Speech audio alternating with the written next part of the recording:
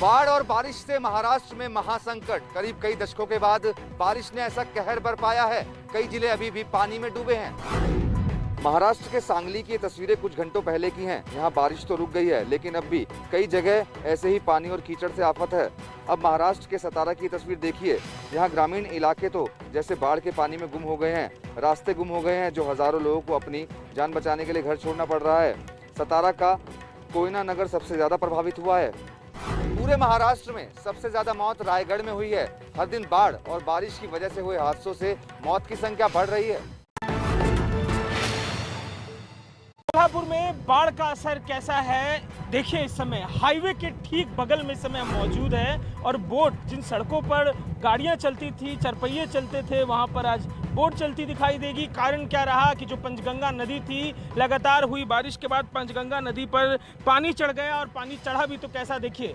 ठीक सामने हमारे कार के शोरूम है, ठीक सामने हमारे यहाँ पर आपको होटल दिखाई देंगे और सब जलमग्न है। कल तलक तो पानी इतना था कि ये सब डूबे ही हुए थे पानी में। आज जब पानी कुछ घटा है तो पानी उतरता दिख रहा है। एक नजर दिखाइए योगेंद्र गुप्ता जी, किस तरीके से जो पीछे का कारशेड है वो पूरी तरीके से अभी भी पानी में डूबा हुआ दिखाई दे रहा है। ये इसके आसपास का पूरा इलाका है। हमारे ठीक पीछे हाईवे का हिस्सा दिखाई दे रहा है, दुकानें दिखाई दे रही हैं, सब कुछ जलमग्न है, हाईवे भी जलमग्न है। जो लोकल अथॉरिटी की टीमें हैं रेस्क्यू करने के लिए, ट्रैफिक को रोकने के लिए, वो आपको वहाँ पे दिखाई देंगी। एनडीआरएफ की, टीडीआरएफ की और लोकल रेस्क्यू टीम है, वो लगी हुई है लगातार। जो जरूरत के लोग हैं, जो जरूरत की मशीनें हैं, उनको आगे पीछे ले जाने के लिए।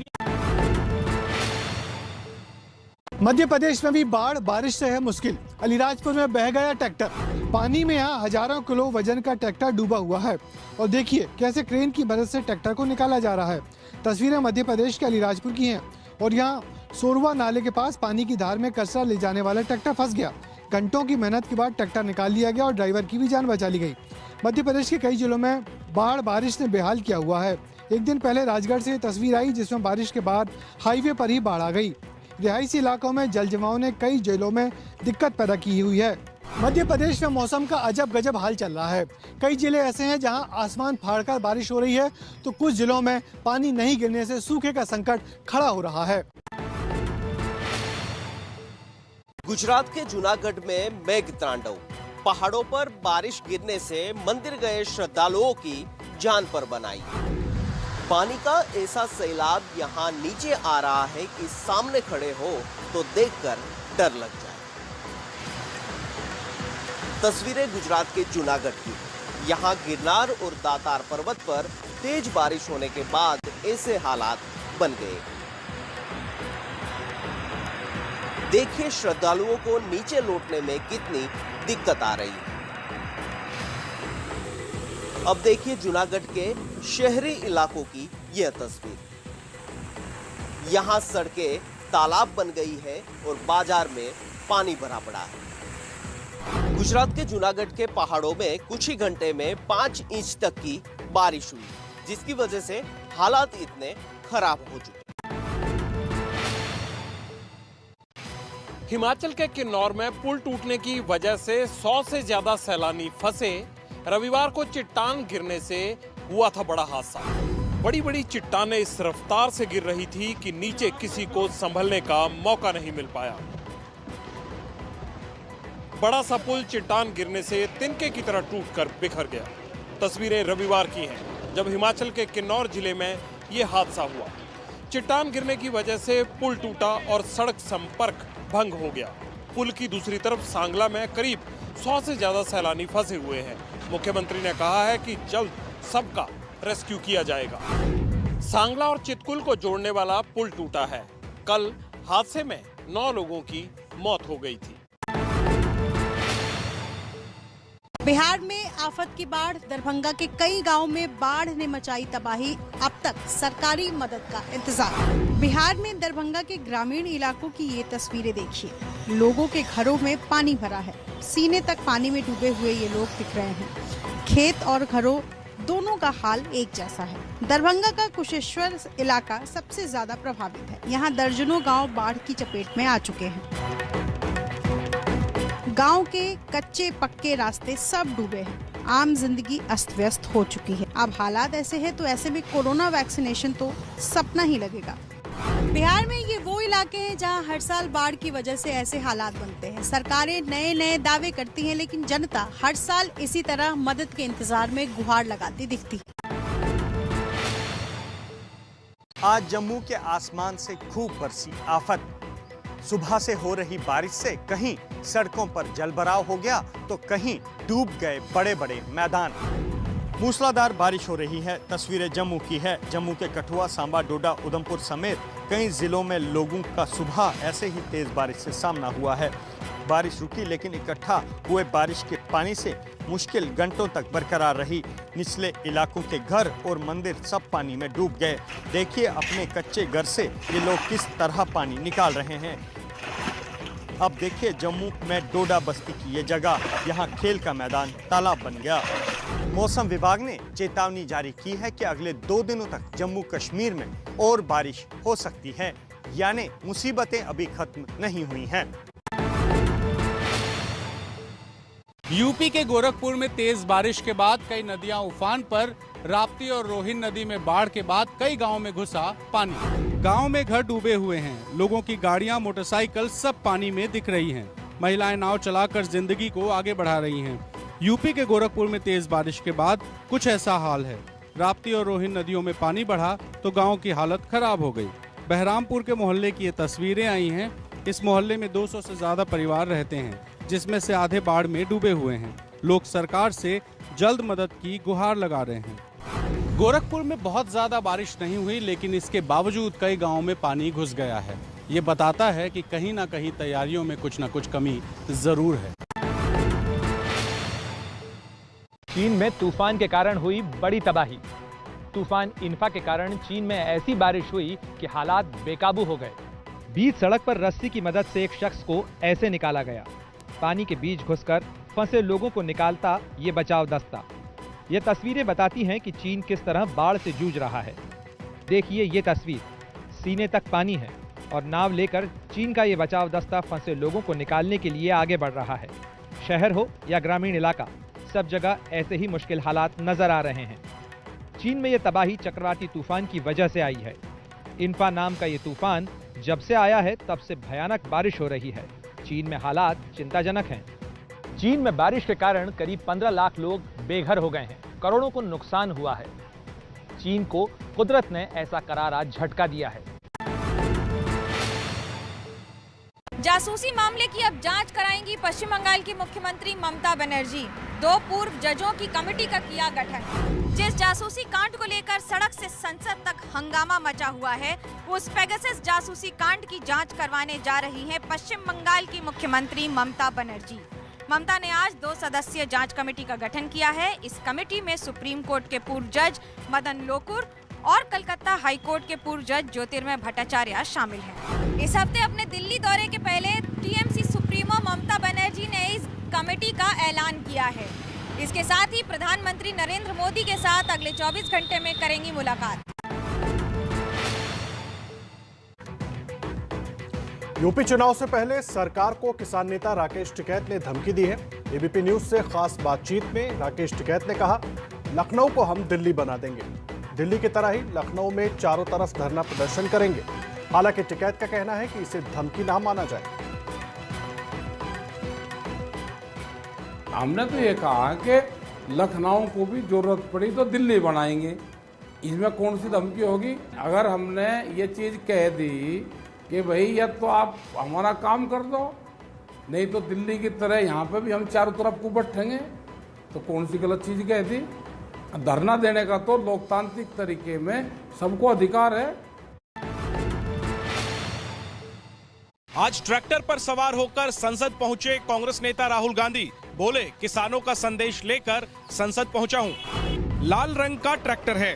ट्रैक्टर के आगे लगा है बैनर जिस पर लिखा है किसान विरोधी 3 काले कानून वापस हों। और ट्रैक्टर चला रहे हैं कांग्रेस सांसद राहुल गांधी। आज राहुल गांधी कुछ इसी अंदाज में संसद पहुंचे तो हलचल बढ़ गई। राहुल बोले, मोदी सरकार को किसानों की आवाज सुननी होगी। हम जो किसानों का मैसेज है उसको हम पार्लियामेंट तक लाए हैं। पार्लियामेंट में इसके बारे में चर्चा नहीं करने देते हैं, किसानों को दबा रहे हैं। हिंदुस्तान के सब किसानों को दबा रहे हैं, इसलिए हम यहाँ ट्रैक्टर पे आए। मोदी सरकार द्वारा बनाए गए कृषि कानूनों के खिलाफ आंदोलनकारी किसान अब जंतर मंतर पर भी रोजाना प्रदर्शन कर रहे हैं। विरोध कर रहे किसानों की मांग है कि सरकार तीनों कृषि कानूनों को वापस ले।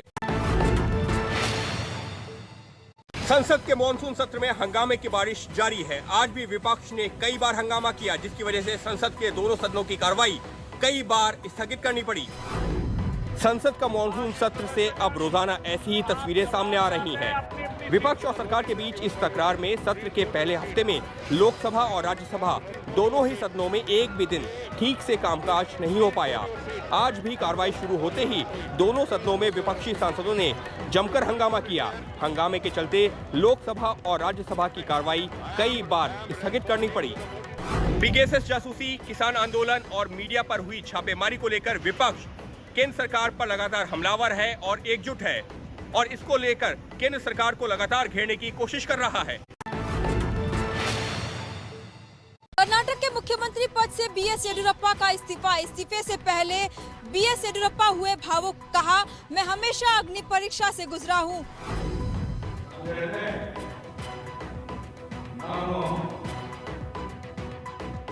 इस्तीफे से पहले आज येडियुरप्पा भाषण देते हुए इसी तरह भावुक हो गए। उनकी सरकार के 2 साल पूरे होने का कार्यक्रम था।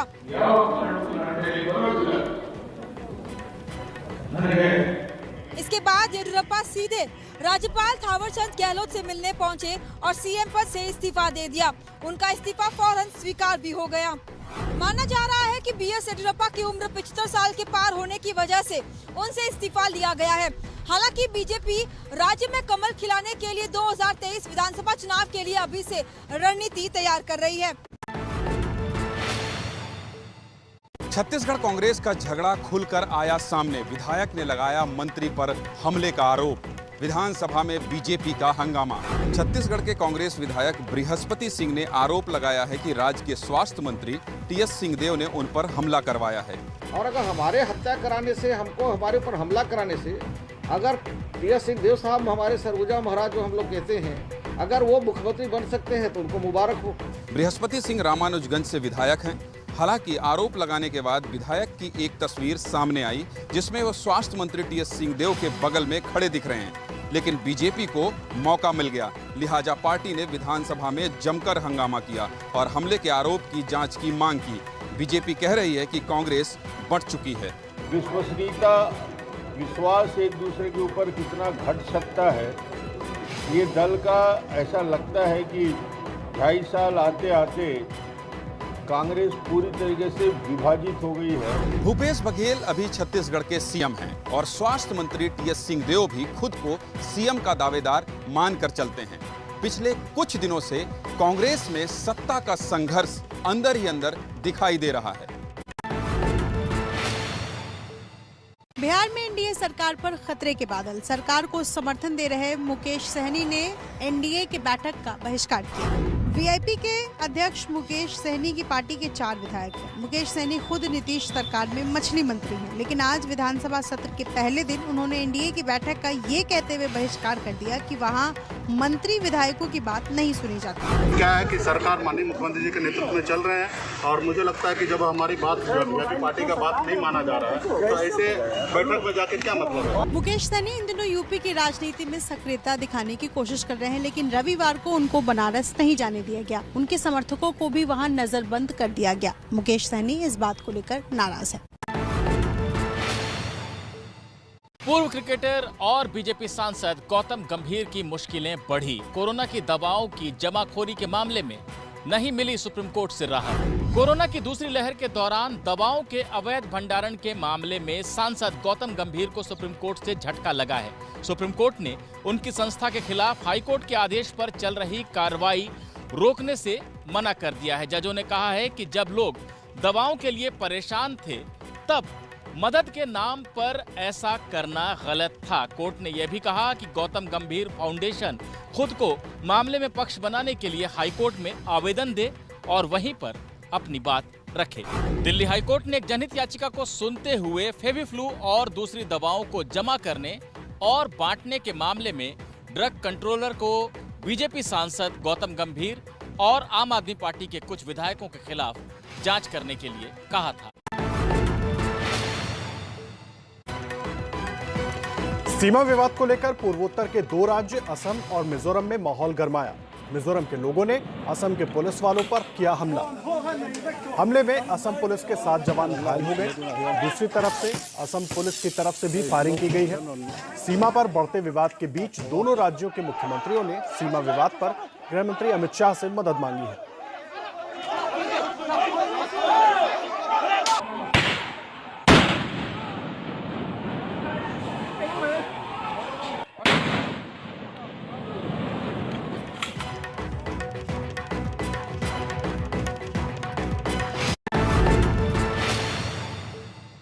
करगिल युद्ध को आज 22 साल पूरे हो गए। करगिल विजय दिवस के मौके पर पूरे देश ने वीर गति को प्राप्त हुए सैनिकों को याद किया। द्रास में करगिल युद्ध स्मारक पर आज ऐसे ही करगिल जीत के बहादुर सैनिकों को याद किया गया। Chief of defence staff general Bipin Rawat ने यहां वीर गति को प्राप्त हुए सैनिकों को श्रद्धांजलि दी। तो रक्षा मंत्री राजनाथ सिंह दिल्ली में नेशनल वॉर मेमोरियल पहुंचे। यहाँ तीनों सेनाओं के प्रमुखों ने भी वीर गति को प्राप्त हुए सैनिकों को याद किया। इस दौरान रक्षा मंत्री राजनाथ सिंह ने एक वीडियो जारी कर करगिल के जीत के नाम संदेश दिया। कारगिल युद्ध के महान शूरवीरों ने भारत की रक्षा का स्वर्णिम अध्याय अपने शौर्य, पराक्रम और बलिदान से लिखा है। कठिन और प्रतिकूल परिस्थितियों के बावजूद भारतीय सेना ने कारगिल में जो विजय प्राप्त की वह अपने आप में अतुलनीय है। साल 1999 में करगिल युद्ध में भारत के सैनिकों ने पाकिस्तान को पटकनी दी थी। इसी जीत के उपलक्ष्य में हर साल 26 जुलाई को करगिल विजय दिवस मनाया जाता है। क्या गोल्ड में बदलेगा मीराबाई चानू का सिल्वर मेडल? वेट लिफ्टिंग में मीराबाई चानू को हराकर गोल्ड मेडल जीतने वाली चीनी एथलीट हाउ को अचानक टोक्यो में ही रुकने के लिए कह दिया गया है। टोक्यो ओलंपिक से वेटलिफ्टिंग में भारत के लिए सिल्वर मेडल जीतने वाली मीराबाई चानू का मेडल गोल्ड मेडल में भी बदल सकता है। दरअसल ये कयास इसीलिए लगाए जा रहे हैं क्योंकि पहले नंबर पर रही चीनी एथलीट हाउ जीवी को अचानक टोक्यो में ही रुकने को कह दिया गया है। माना यह जा रहा है कि उनका डोप टेस्ट के एक सैंपल फिर से टेस्ट हो सकता है। हालांकि इस पर अभी भी आधिकारिक तौर पर कोई बयान नहीं जारी की गई है। चीनी एथलीट हाउ जीवी आज अपने देश लौटने वाली थी, लेकिन उन्हें रुकने को कहा गया है। ओलंपिक्स के इतिहास में यह पहले भी हो चुका है जब डोप टेस्ट में फेल हुए खिलाड़ियों के स्वर्ण पदक छीन लिया गया है और दूसरे नंबर पर रहने वाले खिलाड़ियों को दे दिया गया है। 5 साल हमने पूरा सेक्रीफाइस करके हमने इसी ये टोक्यो ओलंपिक में एक मेडल लेने के लिए हमने बहुत ही मेहनत की और बहुत सारी सेक्रीफाइस किया। तो कॉन्फिडेंस तो पूरा थी मेरा इस रेस में। मैं सोच के गई थी कि मैं पूरा 3 की 3 लिफ्ट पास करने के लिए जो हमने ट्रेनिंग में किया है वही पूरा करने के लिए मैंने कोशिश किया था। बहुत अच्छा रहा। ऐसा लगा था कि हमारी सपना पूरा हुआ है। या 5 साल का इतना मेहनत वो सब एक दिन में सब मिल गए, तो बहुत ही अच्छा, बहुत ही खुश। आज सावन का पहला सोमवार देश भर के शिव मंदिरों पर श्रद्धालुओं की भारी भीड़ दिखी। कहीं कोविड प्रोटोकॉल्स माने गए तो कहीं टूटे दूरी के नियम।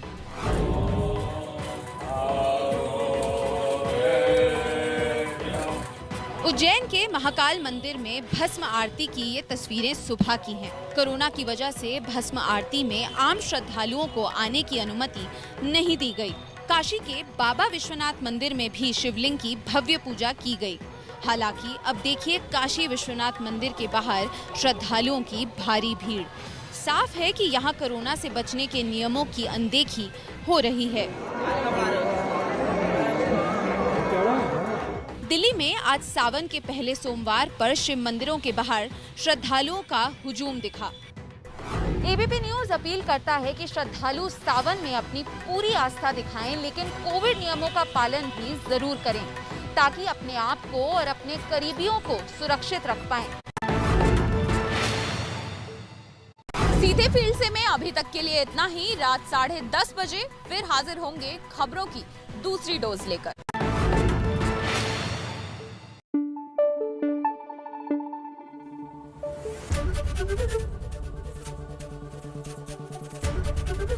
एबीपी न्यूज आपको रखे आगे।